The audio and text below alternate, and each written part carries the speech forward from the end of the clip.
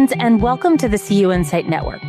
My name is Robbie Young. I'm the Vice President of Strategic Growth here at CUInsight, and it is my job on this show to have conversations with thought leaders who support the credit union community. We'll identify issues affecting credit unions and discuss best practices that help us learn from one another and strengthen our credit unions. My guest on today's show is Josh Streufert, Chief Creative Officer and Director at Strum. Josh, thank you so much for being here. Thanks for having me. So most of us didn't grow up thinking that we were going to work with credit unions. What did you want to be when you grew up? I recently found time capsule at my parents' house. My mom had stowed away from when I was like in the, second grade or something like that. And we opened it up and it said that I wanted to be a archaeologist in the second grade. I suppose I thought maybe a graphic designer in elementary school, I remember. An architect, an engineer was high on my list. I went to school doing film. So kind of a lot of that stuff, but could have been an architect. Wouldn't have minded that. I like it. And I also appreciate the irony of finding a time capsule and discovering that you wanted to be an archaeologist. Yeah, that was the second grade. That would have been early 80s. So that was very prime Indiana Jones time, Oh, for sure. For sure. So what was the journey like to your current role as Chief Creative Officer and Director at Strum? Well, I went to a liberal arts college. Well, I thought I was going to do film. I did do a lot of film work over there. And then but I also did a lot of history study and got into the academics of branding and communication and kind of thinking, that kind of stuff.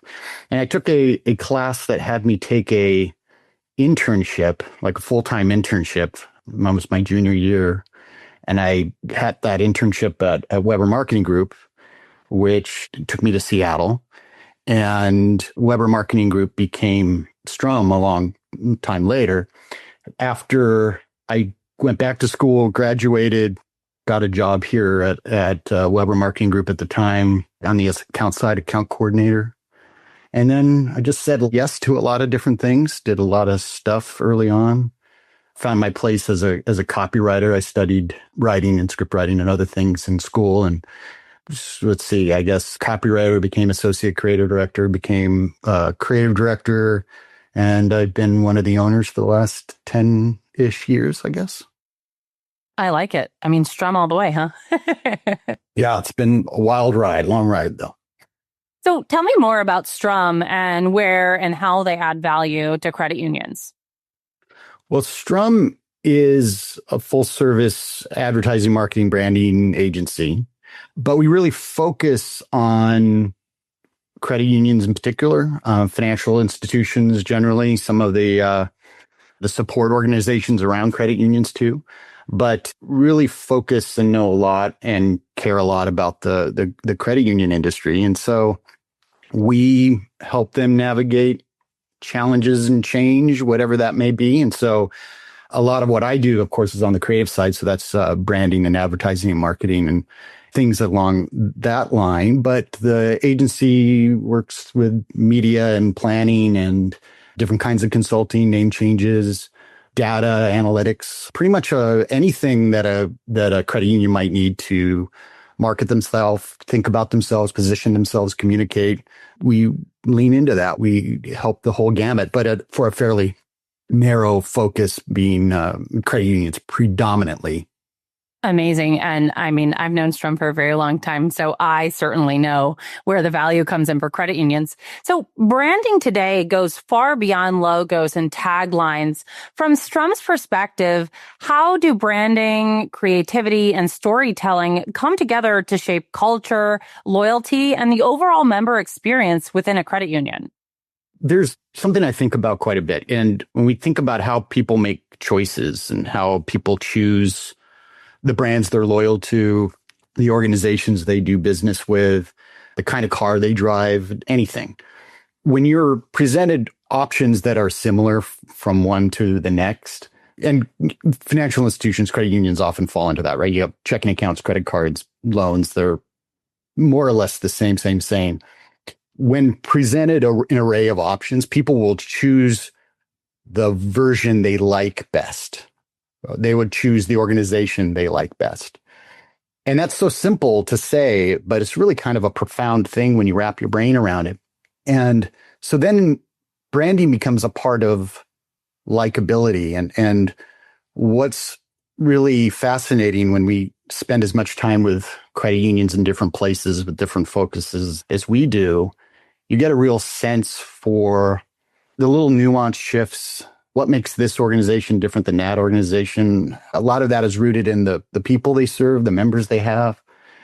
And so how do you connect with those people in a way that's meaningful and impactful? And how do you start to tweeze those differences in something that can be largely the same on paper, but how do you craft a feeling that's different, a relationship that's different, a vibe that's different? And so our branding work and our storytelling work is really about that. Yeah, it's really fascinating and fun to kind of tap into those really unique, nuanced differences and try to build stories and approaches and strategies that help that really lean into it to get to whatever the business goals are, the objectives are. So Strum works closely with credit unions when they're navigating change. What mindset shifts do you believe leaders and teams need to embrace to stay energized, avoid burnout, and consistently deliver their best work? Well, let's think about it this way. Anybody who works in this field or works for an organization a long time or works in an industry a long time, a lot of times you get the same questions over and over again. How do we sell auto loans? How do we sell mortgages? How do we market checking accounts? Whatever it is. And so how do you not burn out if you're doing the same thing over and over again? There's a mindset that will help you with that, certainly. How do you come up with new and interesting answers to old and familiar and recurring questions? I think about sometimes like someone who designs Ferraris, say. You have the designers, they create like a Ferrari 308 in the 70s or 80s, and it's a beautiful car. They don't stop, right? You keep creating, you keep making. And I think when it comes to like mindset, so many people, especially on the branding end, we often find ourselves approaching our work like gatekeepers. Our credit union is successful, or, we're doing okay, we're hitting our goals. We don't want anything to mess it up, maybe. Our brand is effective. We don't want anything to break it or cause a problem. And that, of course, is noble in and of itself. None of us want problems. None of us want things to break. But if we approach our work like a gatekeeper, I got to keep everything bad from coming in, you miss an opportunity to grow and shift and add and build. And so I think there's a mindset of thinking about our work and our roles as curators of right answers more than someone whose job too is to protect and not let anything in, not let anything through the gates. So that's a mindset on creating good work and interesting work and continuing to grow. In terms of avoiding burnout, you got to make some work for yourself in there too. You got to follow the things that you want and that respond. You want to have a little bit of fun. Did you know that there's an optimal rate of failure? Have you ever heard this, Robbie? I haven't. So scientists have studied this, and so there's a term out there, optimal rate of failure. And the optimal rate of failure is about 15%. Some scientists who've studied it have had it about 15.87%, I think. And what does that mean? If like you're creating things and you're making things, failing 15% of the time is the sweet spot for growing and advancing and doing the very best work over the long haul. And why is that? It's like the perfect amount of you're succeeding enough to be validated, to know you're growing and working and you can see the results, and you're failing enough to learn. You're failing enough to learn where the edges are and how to get a little further or what the problem might be. And so we think about failure in that sense quite a bit, especially on the creative department. Nobody wants to say like, oh, the failure is we're going to fail on our taxes 15% of the time, or we're going to fail on our loan. 15% of the loans are going to go bust. No one's talking about that. But trying things and then having it not work out, if you're getting 100% success rate, you're probably not growing. You're probably not doing anything new. You're probably not pushing yourself. If you're failing 75% of the time, you're probably not in the right line of business either. But failing 15% of the time, trying something that doesn't work, that's probably the sweet spot for growing and learning, and it keeps it interesting. I like it. And you emphasized earlier that empathy is the foundation of great work. How do you see empathy showing up in effective brand development, marketing, or member experience strategies for credit unions?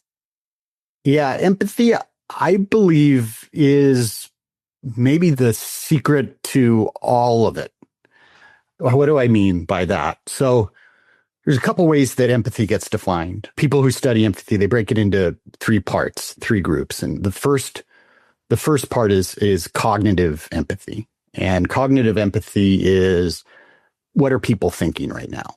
What's going on in their head? What are they thinking? And the second part of empathy is emotional empathy. And it's, well, what are they feeling? And in some cases, you might feel that with them. But to understand what they are feeling is the emotional empathy. I may have said cognitive. So we have cognitive empathy. That's knowing how someone thinks. We have emotional empathy, which is understanding how they feel. And then we have the third part is compassion. Do we care about that individual? Do we respect them? And as a marketer, and if we are trying to build a relationship, a brand relationship with someone, or we're trying to bring them a solution to a home loan or auto loan or a financial instrument or advice, whatever it is, to understand, well, what are they thinking right now? What are they feeling right now? And having respect and care for that individual. If you can really tune that machine, of course, your work is going to be so much better and so much more effective, and you're going to create really lasting, resonant brands. Research can tell you some of that. We do a lot of research here at the agency. Obviously, the industry does a lot of research. Research can answer some of that. What are people thinking? But when we get to like real decision making, there's parts of your brain, the human brain makes decisions in this cognitive, cerebral part of our brain where we are logical and we're making choices and we're reasoning things out. And then there's this deeper limbic part of our brain, this limbic system, which is more emotional. And a lot of the deep decision making happens way down there in this limbic system. And so to connect with people emotionally is really a key to good work. But also one thing I love about credit unions is that they're in the business of doing good for just regular people. And so to approach our work and our role within this industry with empathy and care and respect for the people at the end of the line, well, I think it leads to better work, but it also is more rewarding work. I completely agree. So as we look to the future, what's Strum's focus on the road ahead? Well, I think obviously we are entering a period here where there's new technology coming in all the time, changing tools. And in some ways, obviously AI is very, very much on everybody's mind. But in a lot of ways, it's no different than when the internet came around or when different types of desktop publishing and other things, there's technology shifts are pretty constant, right? So how do you embrace it? How do you be relevant for the future? How do you think about who you serve and how you serve them and all of that? So there is a part of what the agency is focused on, which is getting the right message to the right person at the right time to understand who the target audience is, what they care about, to bring them a solution at the moment that they need it in the most effective way. And a big chunk of the agency is really focused on that. Then there's this other side, which is the storytelling side, which is how do we create a vibe or an energy of likability, of trust, of that using that storytelling component, that empathy component to connect with people once we have found those right links to the right person. And I think in that sense, it's really fascinating to look at all these different credit unions all over the country and hone into those unique, special differences and use the best technology and the best creativity to yield the best results. So to wrap up the show, I like to have some fun with some rapid fire questions to really let our listeners get to know you better. The questions are rapid, but your answers certainly don't have to be. Do you think you're ready? Yeah, go for it. So who is someone in your life that was a great leader and what makes them great? I think back to a high school teacher I had. His name was Steve Lalonde. And I did a lot of, back then they called it radio and television back there. And he had this radio and television class where he approached it really without a lot of instruction. It was more about facilitating this environment where the kids could figure things out. Here's a bunch of equipment. Here are some assignments. Here are some opportunities. And then it's just a facilitation of, where are the edges? What can I get away with? What can we do? What can we explore? And I think I learned a lot from that class and classes. Like, I think I excelled in that type of free thinking space. And he approached that in a time and a place where maybe that was a little harder to do, to kind of deconstruct an environment that way and just allow kids to explore and create. Yeah, I think about that a little bit. I love that. And such an important pieces for a good leader, especially since you can reflect so far back on those things. If you're going to splurge on something and really want to treat yourself, what's one thing that you might invest in a bit? I feel like I don't need a lot of stuff. If I were going to splurge on myself and treat myself, I would travel somewhere. I'd go someplace. So you've mentioned before that there's a big value of hands-on creativity. So here's a fun one. Why do you think wood shop should be a mandatory part of education? And what does it teach us about creativity or mindset in the work today? Well, I think woodshop has some very unique skills that are transcendent.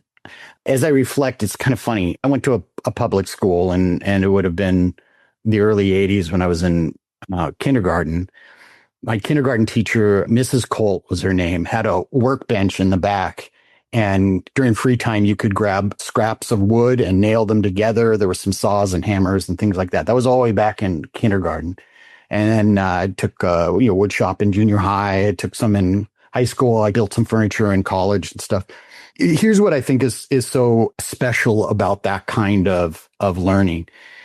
If you are designing something, especially, right? So you are creating a vision for something. Even if you're not designing it yourself, you've got plans to follow. You have an idea in your head of what you want to make, whether it's a napkin holder or a piece of furniture or whatever it is. And you have to break down the parts and the pieces, but also the steps to get there. And then there's an intersection of that analytical part of your brain with this craft part where you put your hands on things, you measure, you finesse, you learn to use a tool well, whatever that tool might be. You get an immediate sense of validation, but also for sure if you did a good job or a bad job. You don't need a teacher or an instructor or a professor or somebody else to tell you. Either the joints fit or they don't. Your table is wobbly or it isn't. So you get this immediate feedback. And then I think for kids especially, there's this built-in accountability to, you skip a step, you rush something, your joint doesn't fit, or, something is loose and wobbly. But more extreme version of that, you lose a finger, you lose a thumb. There's an accountability to yourself and others that are baked in. And I think from that comes respect. I think doing things that are scary as a kid is so helpful as a life lesson. You get to wrap your brain around it. And I know that I think back to like some of my experiences and my own kids' experiences. There's so much pride and satisfaction in doing it, in like making a cut on a table saw. You feel, it's like your first time you feel like you really did something because you really did something. And so like to learn to balance that nerves in your stomach with your vision for something, with this systematic assembly, with some creativity built in, it really, I think, brings the whole brain, the whole human experience together into some tasks. Yeah, I think kids learn a lot from it. That's interesting. I never thought about it that way. I did take shop in high school. It's probably a good thing that it wasn't offered any younger than that for the class I went through.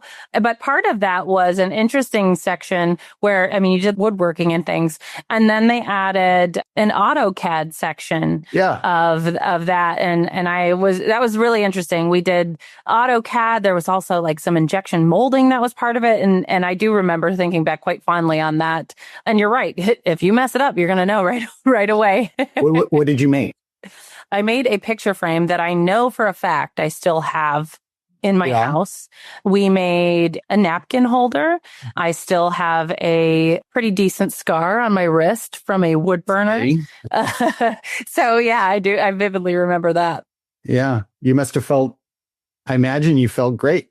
How do you not have like explosive nerves the first time you're using a power tool? Mm-hmm. And, to get through it, I imagine you felt a certain sense of accomplishment. Yes. And now I'm not doing any woodworking, but I often feel that way about yard work. I love doing yard work because you can start it at the beginning of the day. And, depending on how much you're doing, you could finish it and be very accomplished by the end of the day and think, I really did something there. So what's one book that you think everyone should read? Okay, so I knew you were going to ask this question. One keeps coming back to my mind. And so it doesn't really have anything to do with our industry or our field. But I keep thinking about this book I read a few years ago called Empire of the Summer Moon. So this is a nonfiction book about the Comanches, and specifically this last Comanche chief. His name was Quanah Parker. And so the story, some of it is just about tracing the Comanches through history and learning about this tribe. But the last half is about this transition of the West to the end of the Comanche Empire and the transition to the reservation system. And all along, there was just this clash of cultures, this immense amount of change that happened in one lifetime. And you were asking about leadership, and this Quanah Parker really led his tribe through this. They're getting chased by the cavalry at one point, and then he's moving all these people around, and then transitions to this new life on the reservation, and just really fascinating. I think I'm often fascinated by these stories of immense and massive change, and I like history, so I read a lot of nonfiction. It's pretty interesting. It's worth a read. Well, I remember in high school, or maybe a little younger than that, we read the Cherokee Trail of Tears. Yeah. And I read the other day, someone said, we never learned that in school, or I never heard of it. And I couldn't believe it because I remember that being an incredibly changing book for the way I looked at history and things like that. So I imagine that's something close. Yeah, I read that one in college. We talked about that and had a big section on that. But yeah, it's a different place and a different time and everything. But every so often, these just immense cultural changes happen. And I don't know if we're in one of those moments now with AI or anything like that. Time will tell. But looking back on history and how people dealt with this immense responsibility of change and how they process it and deal with it and lead their people and their teams. And pretty fascinating. For sure. For sure. So what have you found to be your best hack for creating balance and integration between your work life and your life? Yeah, I guess my family would probably say I work too much, but that's probably happens sometimes, I guess, with people. How do I find out? So a couple things. I work in my backyard most of the time. So it's really nice to be, I have a shed out here.